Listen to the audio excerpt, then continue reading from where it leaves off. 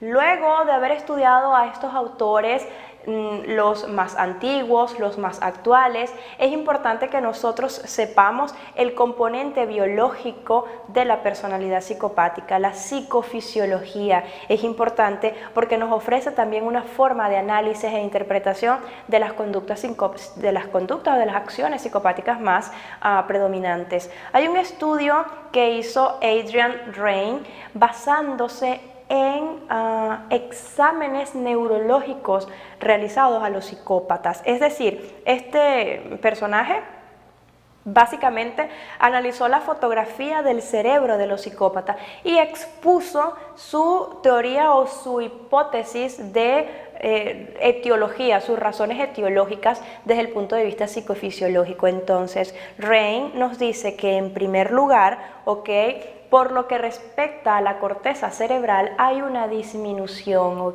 o hay lesiones. Recordemos que la corteza cerebral se encarga de las emociones o de las funciones cognitivas superiores dentro de nuestras experiencias, del aprendizaje y de las funciones cognitivas superiores en general. De igual forma, y en segundo lugar, expone Raine que las estructuras subcorticales, los hallazgos plantean que hay alguna afección a nivel de la amígdala.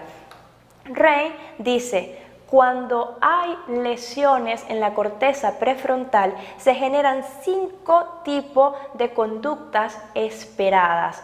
Pero para nosotros poder diagnosticar alguna lesión o alguna disminución en la corteza prefrontal, tenemos que hacer estudios neurológicos, tenemos que tomar una fotografía del cerebro del psicópata. ¿Qué pasa con esto? Que muchos psicópatas, por lo menos los de la calle, no se prestan para este tipo de investigaciones. Entonces, si se quieren, las investigaciones de Raine no tienen la importancia suficiente porque se enfocó solamente con grupos que ya se encontraban dentro de las cárceles, con psicópatas criminalizados, con psicópatas antisociales. Y si nuestra programa se basa en decir que los psicópatas no solamente están en la cárcel y la mayoría de los autores lo ratifican, pues sí, evidentemente nos ofrece un campo muy reducido sobre la comprensión psicofisiológica del cerebro de los psicópatas. Sin embargo, es importante porque fue significativo. Sus estudios en las cárceles, sus estudios cerebrales de psicópatas encarcelados nos dieron los siguientes resultados. Entonces, nos dice Raine, nosotros tenemos en nuestro cerebro, ¿verdad?, diferentes sistemas. Uno de estos sistemas es el sistema límbico. Dentro del sistema límbico tenemos 3 funciones específicas, o tenemos 3 partes específicas. Tenemos la amígdala, tenemos el hipocampo y tenemos la corteza prefrontal. ¿Qué pasa cuando hay disminución o cuando hay lesiones en la corteza prefrontal? Muy bien, se generan 5 tipos de actividades, como les dije, o 5 tipos de respuestas. La primera respuesta, entonces, encontramos con los sentimientos agresivos. Sabemos que la mayoría de los psicópatas son agresivos. No es una característica sine qua non, pero la mayoría cumple patrón de sentimientos agresivos, por supuesto, hacia los demás. ¿Qué genera este sentimiento agresivo según Raine? Muy bien, hay un funcionamiento reducido de la corteza prefrontal y esta disminución de la corteza prefrontal se manifiesta exclusivamente en la pérdida de la inhibición o control de estructuras subcorticales, como por ejemplo la amígdala. En la amígdala está la base de nuestras emociones más primitivas, de nuestras emociones más instintivas. Es la base de la agresión, la amígdala. La amígdala tiene una doble función, así como se encarga de reproducir estas respuestas agresivas, de igual forma se encarga del reconocimiento de estímulos afectivos y socialmente significativos. Cuando hay una falla, una disminución o una ruptura de la amígdala, tenemos conductas violentas y tenemos que la persona no aprende de sus experiencias.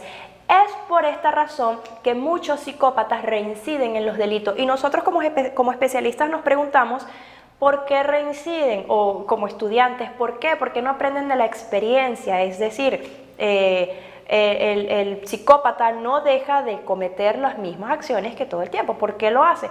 Muy bien, entonces se debe a que hay una disminución de la estructura subcortical y que esta disminución en la estructura subcortical genera algún tipo de ruptura en la amígdala responsable del reconocimiento de nuevas experiencias.